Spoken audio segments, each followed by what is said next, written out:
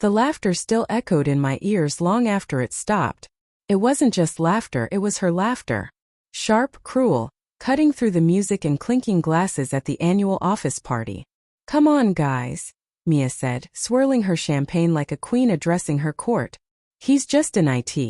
You don't build a company by fixing Wi-Fi routers." The group erupted. I stood by the bar, pretending to sip my drink. My throat burned. My chest tightened. I could still see her across the room, my wife, my partner of 7 years, grinning at her coworkers as she reduced me to a punchline. Mia had joined the company 3 years after me. I was the quiet one, the guy who built systems, solved problems, made things run. She was the PR spark, confident, witty, with the kind of energy that made people gravitate toward her. That's how we'd met. Her laughter, her charm, her ability to make every room glow. Now that same light was scorching me. She didn't see me looking. She was too busy standing close to Jordan, her boss. The way he leaned in, the way her hand brushed his arm as she whispered something. Something private, intimate. It was a language of bodies I wasn't supposed to understand. But I did. The night stretched on, the air thick with perfume, sweat, and forced compliments. I tried to disappear into my own corner of silence, but silence didn't help. It only amplified the humiliation. Every memory twisted against me. The nights I stayed up debugging her campaign software. The mornings I drove her to work after she'd slept through her alarm. The weekends she needed space to focus. I told myself I was being paranoid. People joked. That's what parties were for. Still, when she caught my eye across the room, her smile faltered for just a second, like she knew she'd gone too far. And then she turned away before I could decide whether to forgive her. An hour later, the CEO took the stage. He was a reserved man, the kind of leader who preferred boardrooms to banquets. The crowd hushed as he adjusted the microphone. "I want to take a moment," he said, scanning the faces before him, "to acknowledge someone whose work often goes unseen, but without whom none of this would function." Mia leaned into Jordan, giggling. "Probably the janitor," she murmured. Then he said my name. My glass nearly slipped from my hand. The room turned toward me, the laughter dying in an instant. "This man," the CEO continued, "built the backbone of our company's entire infrastructure. When we faced data loss, he rebuilt it.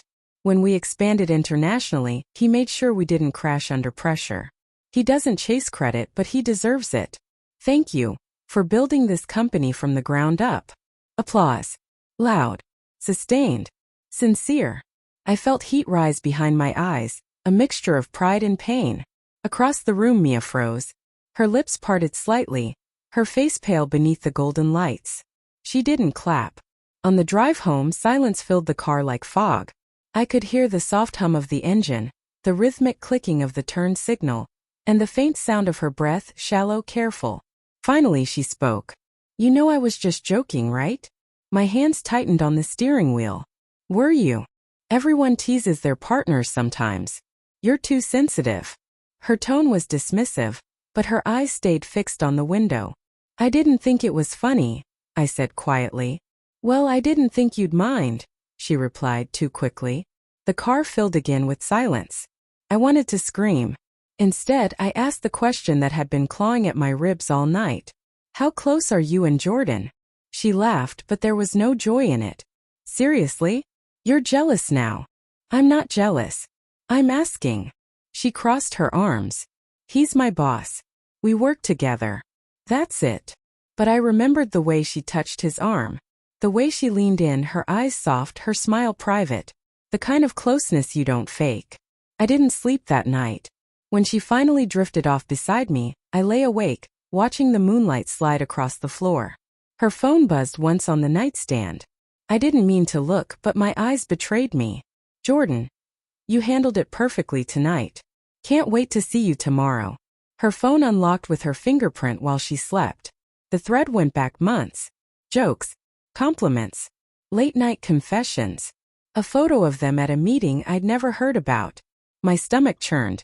I wanted to wake her, to scream, to demand why. But instead I just sat there. The glow of the phone screen lighting the wreckage of what I thought was my marriage. She'd mocked me publicly, then betrayed me privately. And yet the pain wasn't just anger, it was loss. Not of her, but of the illusion I'd built around her. Morning came too bright, too normal. She smiled as she made coffee, pretending nothing had happened.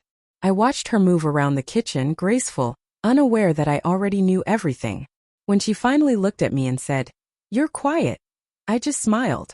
"I was thinking about the company," I said. "The CEO wants me to lead the new division." Her face lit up. "That's amazing. It means more hours, more travel, less time here." Her expression faltered. "Oh well, I'll manage." I nodded. "I know you will." That night I packed my things. Not in anger but in clarity. She didn't notice until I was at the door. "What are you doing?"